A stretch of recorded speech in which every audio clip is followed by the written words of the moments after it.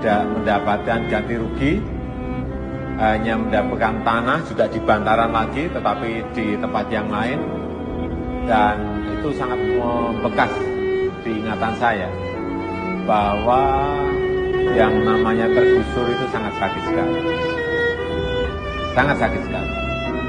Ingat ya, di Undang-Undang Dasar 45 kita jelas bahwa pemerintah negara itu melindungi rakyatnya. Di situ jelas sekali tercantum. Tapi yang terjadi pemerintah malah seperti ini. Ini kekeliruan, keliru. Sudah melanggar undang-undang. Berdasarkan video tadi, kita diingatkan betapa pedihnya beliau ketika menjadi seorang yang dipinggirkan, diusir, dan tidak memiliki kuasa atas hak lahannya. Kita doakan semoga ketika siapapun beliau, suatu hari nasibnya membalik, kemudian dirinya menjadi membaik, dirinya menjadi pemimpin daerah atau pemimpin negara, dia terus mengingat pengalaman tergusur itu yang kemudian dirinya menjadi pejuang hak orang yang tertindas. Kalau beliau memimpin, pasti negara ini tidak ada penggusuran, tidak ada investasi asing yang menggusur rakyat. Itu namanya bukan investasi kalau menggusur rakyat, tapi invasi. Semoga. Amin. Kita ke Rempang sebentar sebelum ke Pulau Komodo.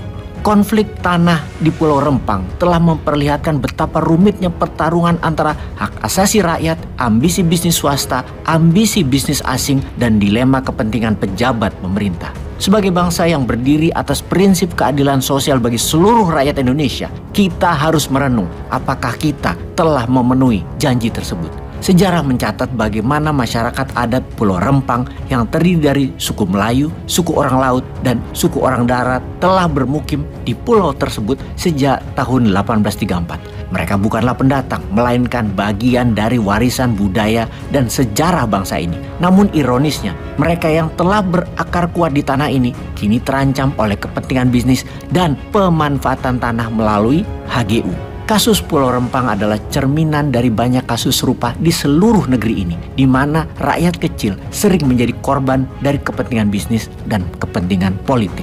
Pemberian HGU kepada pihak swasta tanpa memperhatikan hak-hak masyarakat lokal adalah bentuk ketidakadilan. Yang disayangkan, pemerintah cenderung memihak kepada investor dan mengabaikan hak-hak masyarakat. Seharusnya pemerintah hadir sebagai mediator yang adil, bukan sebagai pihak yang menambah beban masyarakat. Apalagi ada indikasi kuat bahwa pemegang HGU telah melanggar ketentuan dengan tidak memanfaatkan lahan tersebut selama bertahun-tahun. Ini adalah kesempatan bagi pemerintah untuk menunjukkan komitmennya kepada rakyat dengan mencabut HGU tersebut dan memberikannya kembali kepada masyarakat adat. Selain itu, tindakan represif yang dilakukan oleh aparat terhadap masyarakat adalah bentuk pengkhianatan terhadap prinsip-prinsip demokrasi dan hak asasi manusia. Kita ke Pulau Komodo sekarang. Saya membayangkan jadi warga Komodo. Awalnya dilarang berburu rusa karena pulau ini dijadikan cagar alam untuk komodo. Mereka pun patuh dan memindahkan rumah ke pesisir untuk menjadi nelayan. Setelah jadi nelayan, mereka dilarang mencari ikan di laut karena giliran lautnya yang jadi taman nasional. Sebagai gantinya, ada turis yang datang. Lagi-lagi mereka pasrah dan beralih pekerjaan ke sektor wisata. Ada yang jadi pemandu atau penjual souvenir. Kini, setelah ekonomi kadung tergantung pada pariwisata, tiba-tiba mereka harus pergi karena akan dibangun destinasi wisata prioritas super premium. Dan selama proses pembangunan fasilitas wisata premium itu, pulau ini ditutup dari kunjungan turis selama 1 tahun. Artinya, semua dipaksa libur selama 1 tahun. Dan setelah pembangunan seluruh fasilitas wisata premium itu selesai, penduduk kampung ini harus angkat kaki. Lalu setelah semua pergi, pulau ini diserahkan kepada para investor.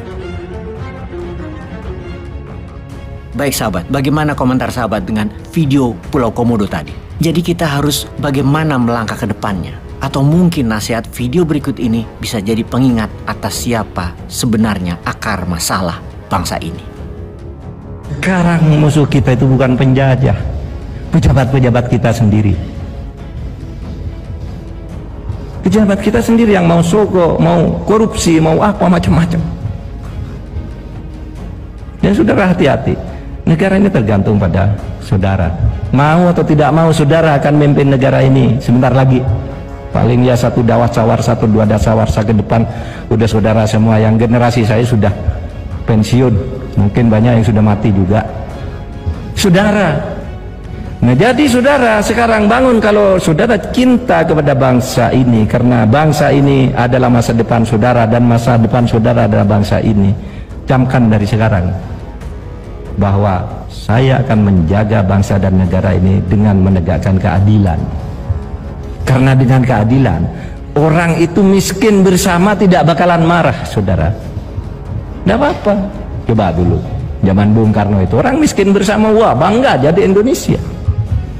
Tapi kalau miskin karena dibohongi, nah itu yang menimbulkan masalah itu. Miskin karena ditipu, miskin karena dikorupsi, seperti yang sekarang ini banyak terjadi.